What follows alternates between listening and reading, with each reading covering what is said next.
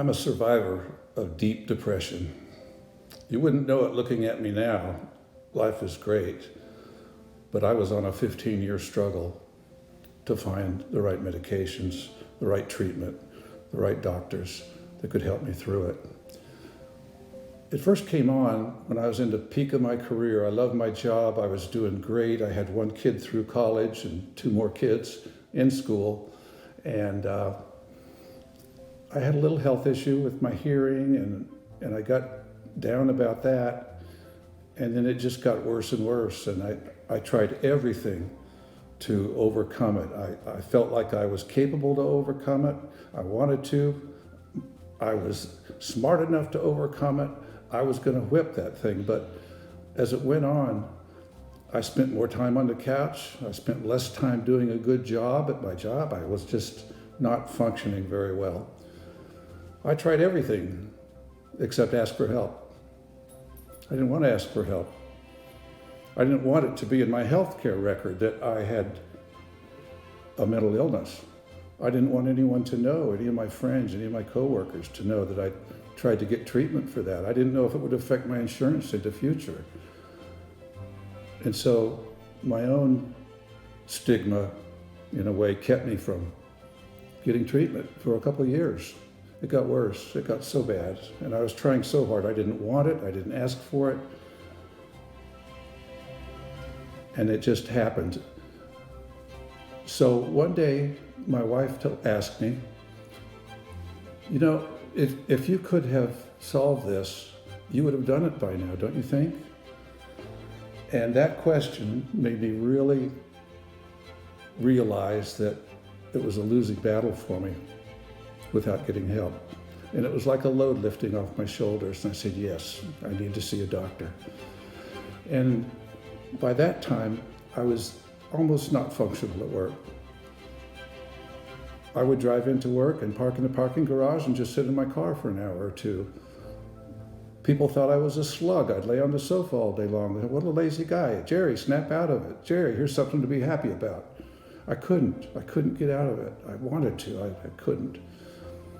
So I went to see a doctor and I got on medication, and over a long period of time, we finally found the right treatments and so forth, and I finally got well. And I'm so thankful for that. I am so thankful to have my life back.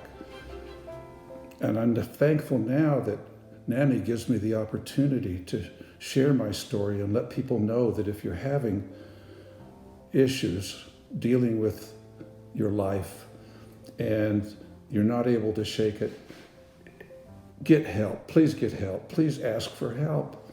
It's not always something that you can conquer on your own, and your life is worth getting it back to a place where you can have happiness and have joy and love others.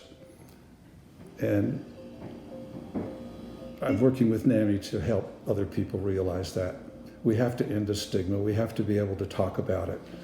There's just no other way to move forward on this. And it starts with each one of us individually, of being willing to speak up, willing to ask, not only for help, but to ask someone else, how are you doing?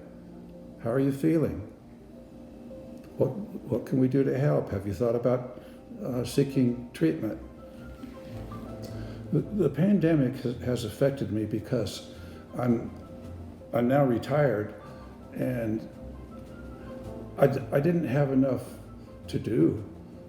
I'm used to going out to dinner with my friends and going over to friends' houses and having a good time and seeing my family, and I lost so much of that.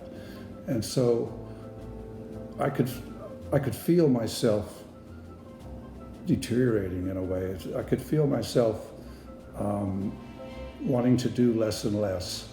And so I took action. I didn't go see about medication changes. I just started volunteering. It's a great thing to do. I can volunteer now with helping get the word out about mental health and the stigma and how we have to end the silence about mental health so that the millions of people in America are willing to get help.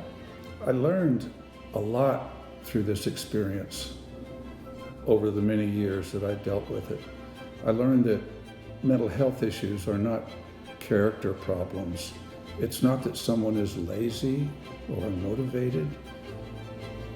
They want to get out of that misery. When someone's laying on the sofa, you don't know the kind of emotional pain they might be in on the inside. They may not be able to relate it to you.